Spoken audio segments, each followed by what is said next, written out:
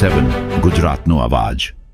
નમસ્કાર દર્શક મિત્રો, i7 ન્યૂઝ ગુજરાતીની સાથે હું છું આપની સાથે પાયલ બામભણિયા। તો જોઈએ આજના મહત્વના સમાચાર।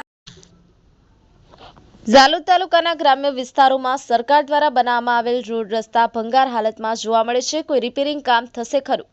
મળતી માહિતી મુજબ ઝાલોદ તાલુકાના ગ્રામ્ય વિસ્તારોમાં આવેલ રોડ રસ્તાની સ્થિતિ જોતા ખાડા ખાબોચિયા જોવા મળે છે, જેના કારણે આવતા જતા વાહનોને અકસ્માત થવાનો પરિસ્થિતિ ઊભી થઈ છે। તો આવા સંજોગોમાં એની જવાબદાર કોણ હશે? સરકાર તરફથી રોડ રસ્તા રિપેર કરવાની સ્પેશિયલ ગ્રાન્ટો ફાળવવામાં આવી હશે, પરંતુ સ્થાનિક વહીવટીતંત્ર દ્વારા મોટા ભ્રષ્ટાચારો થયાનું હોવાનું જાણવા મળે છે।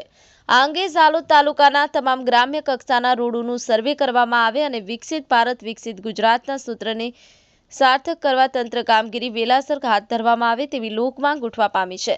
અન્યથા કોઈ અકસ્માતો સર્જાશે તો તેની સંપૂર્ણ જવાબદારી સ્થાનિક તંત્રની રહેશે તેવી લોકમાંગ ઉઠવા પામી છે।